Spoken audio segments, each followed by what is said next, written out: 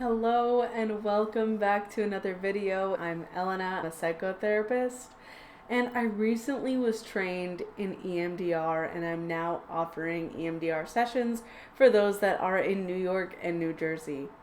And because I just am so fired up from my training, I thought I would make an easy to understand video on why EMDR is so cool.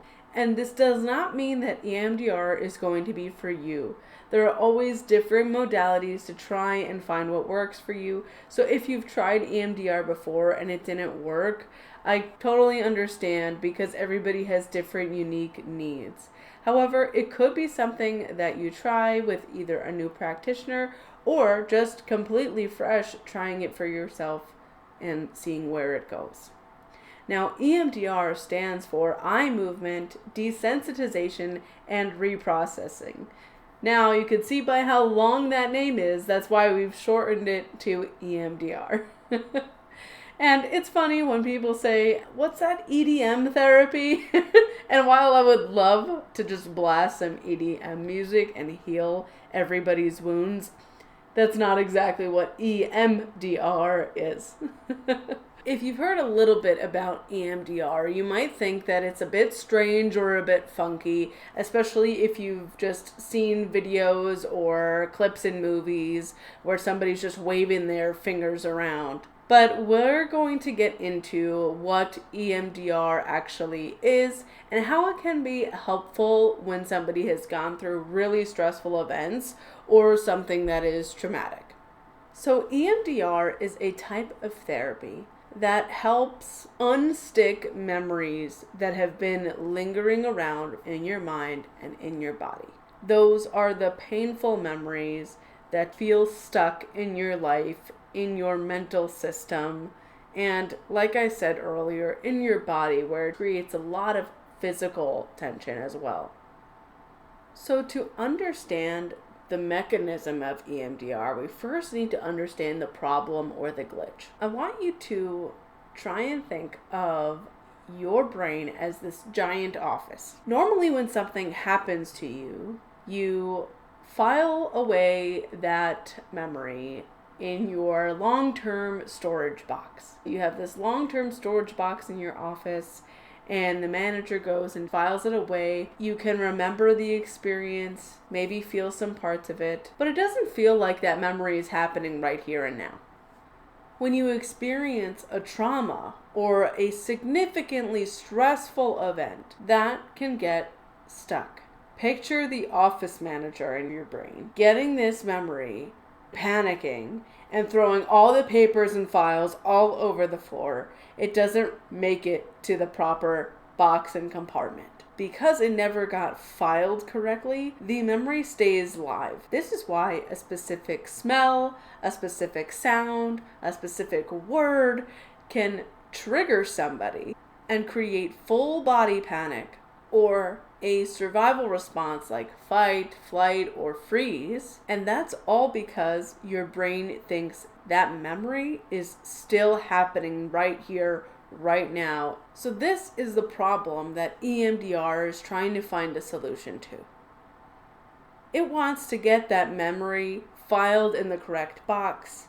It wants to get that memory to help you feel safe and that you're okay right here and right now. Now that we've defined the problem or the glitch that happens in our brains when stressful things occur, we can get into the mechanism. EMDR works through using bilateral stimulation. Now, for some people, you actually might not need bilateral stimulation, but for most, it might consist of eye movements.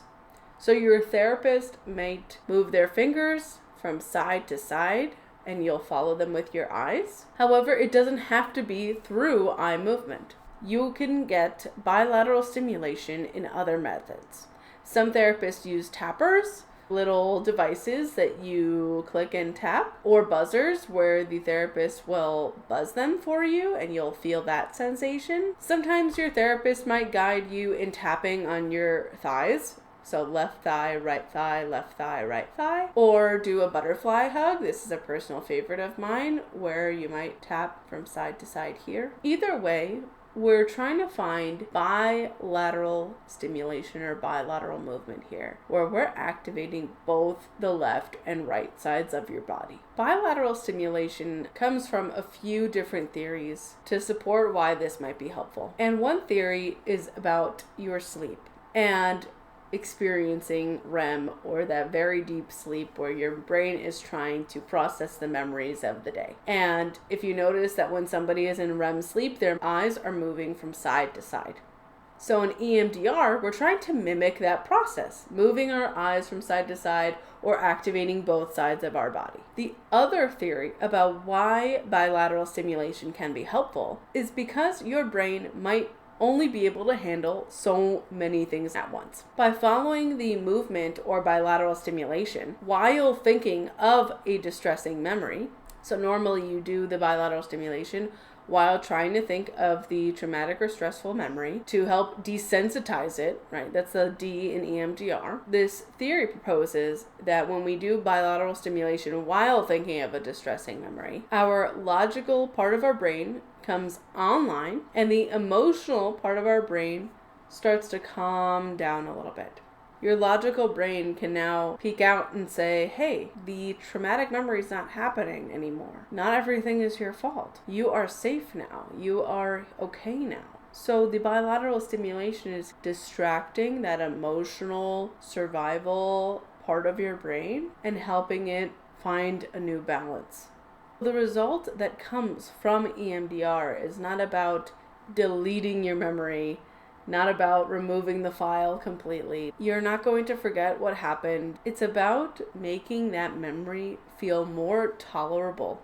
And so we're removing the emotional charge attached to that memory or event in your brain. It's like taking that memory and picturing it as a really hot piece of coal. And EMDR helps cool the coal down, and now it's just a cold stone. You can now pick up the stone, hold it in your hands, you can look at it in all sorts of ways, and now it doesn't feel as burning hot and scary anymore. EMDR helps you go from everything is my fault or I'm in extreme danger to that memory is in the past, I'm okay and I am safe now. You're just picking up the stone and it's not giving you that intense, fearful feeling anymore. In a way, EMDR gives you permission to rest. Throughout the EMDR process, we're reminded that trauma doesn't just live in your mind, it lives in your body. And that's why sometimes traditional talk therapy is not always helpful. You have to find the modality that works for you, and sometimes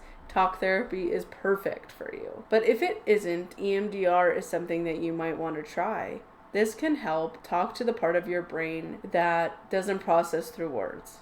EMDR can help talk to the part of the brain that words can't reach.